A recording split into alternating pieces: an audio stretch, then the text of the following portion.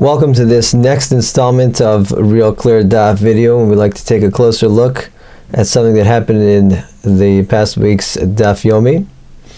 So this week, of course, on Sunday we began the new parak, Behema HaMakasha, and the parak begins with a very specific case that deals with a pregnant animal where the fetus stuck its leg, let's say, out of the womb.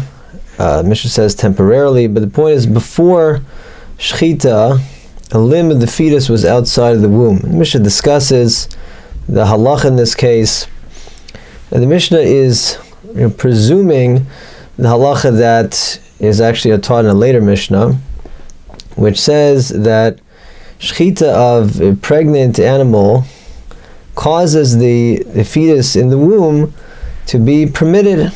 It's kosher to eat. You don't have to independently do shechita on the fetus. Let's say it's alive. You don't have to technically minatara, or practically it might be, there's a difference in terms of a live, born animal if it's walking around.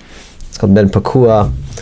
But basically the halacha says that as a result of shechita of the mother, the pregnant animal, the fetus inside is kosher. The question is, what is the exact understanding? What is the mechanism that's operating here? And this is a question that is discussed by the Asvan the Araisa, and he brings two approaches. The first approach is that as a result of the shechita of the mother, the fetus is also considered that it was shechted. Like there are, we'll point out later, a language of the Gemara later, there's essentially, an alternative way to shecht an unborn fetus. In addition to the classic, obvious shechita of cutting this animal's trachea and esophagus, it's simanim. The Torah says if we cut the simanim of the mother, that's considered, as if we cut the simanim of the fetus. It's as if it got a shechita, and that's why it's permitted. That's one possible understanding. Or maybe the understanding is simply that the fetus inside of the mother is not really considered its own entity. There's a famous principle that we've seen already in the Masechta of Uber Yarech Imo. So the idea is that a fetus growing inside of the mother is considered just another limb of the mother. And therefore, maybe that's the reason. That is that it's not that we have fulfilled shechita for this unborn fetus, it's that it doesn't require shechita. That would be another way to understand this. So which approach is correct? Well, the first point to consider is that if we go with the first approach, while that could explain why a live fetus is permitted, then we say, okay, it got a shechita through the mother's shechita, but that would not explain, first of all, what about the case where the fetus is dead? Why should that mechanism of saying that there was a shechita, obviously it's too late to discuss that if the fetus is not alive. What's more, the Gemara tells us that even if we have a piece that's cut off of the fetus, the shechita permits that. Also, the Gemara says that the chalev, forbidden fats, and normally it's an iser kares to eat those fats, certain fats, but of the fetus, the chalev of the fetus in the womb, those are permitted if the mother got a ritual slaughtering. And the gira nasha, that nerve in the leg that's not kosher, is almost, it seems, magically made permitted on the basis of the mother's shechita. So all of this points to the other approach that says that we look at the unborn fetus as just, it's a limb of the mother, it's just the flesh of the mother, and therefore all of that becomes permitted.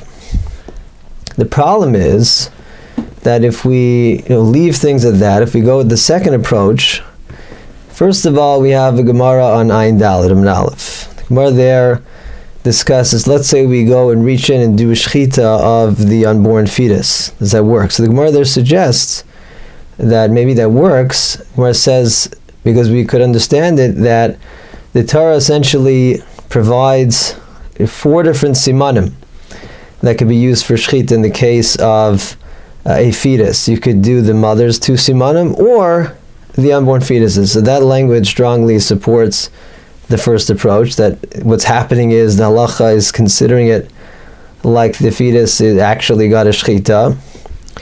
Also, Rashi on Samach Tes says explicitly, he says what's happening is that as a result of the mother's shechita, it's like the simanim of the fetus were cut.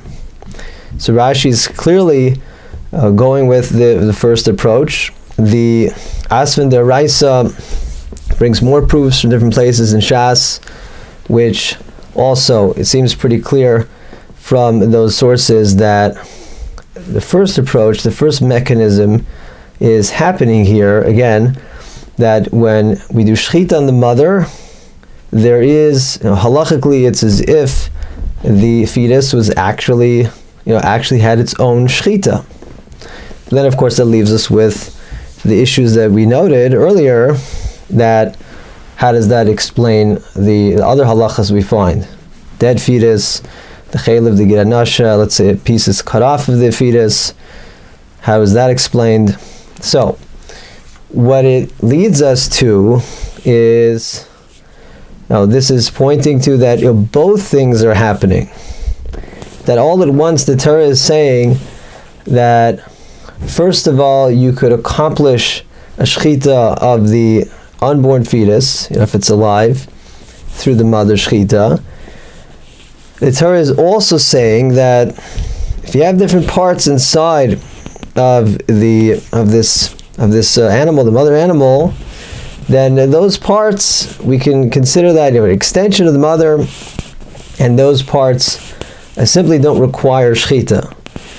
It seems that we have to say that somehow the Torah is saying both of those things. But then, of course, the question is, where is the basis?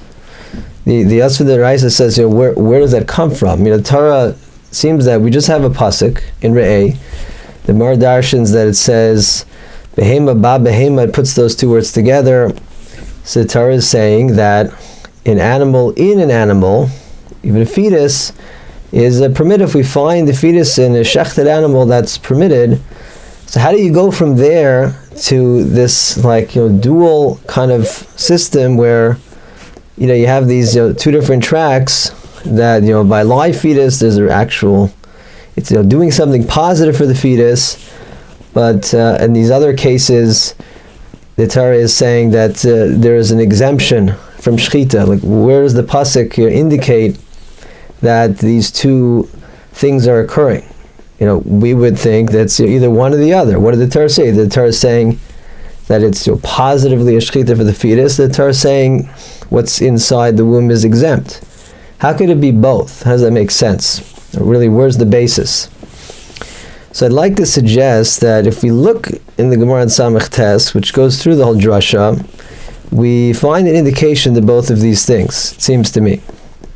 For the Gemara, it doesn't just stop at the drasha of behema ba behema. It doesn't just stop there. Okay, we learn from here that if you find a fetus inside, it's kosher. The Gemara goes on in further darshans from says kol behema, that this halacha, that let's say we went to, we had to cut off a piece of the fetus still in the womb. The Torah teaches us that that too is kosher. So the only way, as mentioned earlier, the only way to understand that halacha is that the Torah is saying that if you have different things inside of the mother, we view those things as extensions of the mother. Look at it like her leg, and therefore there's no, obviously, requirement of a separate shechita for that thing. Then the Gemara continues. The Gemara makes a big deal out of the fact that the way the Torah expressed the drasha was by referring to the fetus as behema. Says it's again behema behema. The Gemara, finds it, very. Gemara points out a big halachic ramification based off the fact that the Torah calls the fetus behema. The Gemara finds that very significant. There's a whole question that then it should be subject to Tmura, and that creates a conflict. But to me, what this says is that the drasha is telling us that this fetus is not just simply uber yerachima, not just an extension of the mother. No, it's a behema.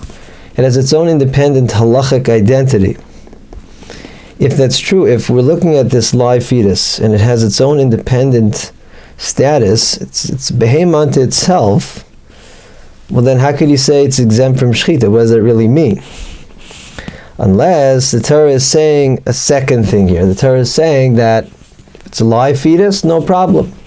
If it's a live fetus, then it's considered as if it was shechted. And the Gemara says, so if it's, let's say, a totally different animal, it's a demusiona, something else, doesn't even look like a kosher animal, then this wouldn't work. So the Torah really, if we look at the different elements in the drasha, it seems to me that the Torah is really bringing out these two different points, these two separate mechanisms that sort of run parallel to each other.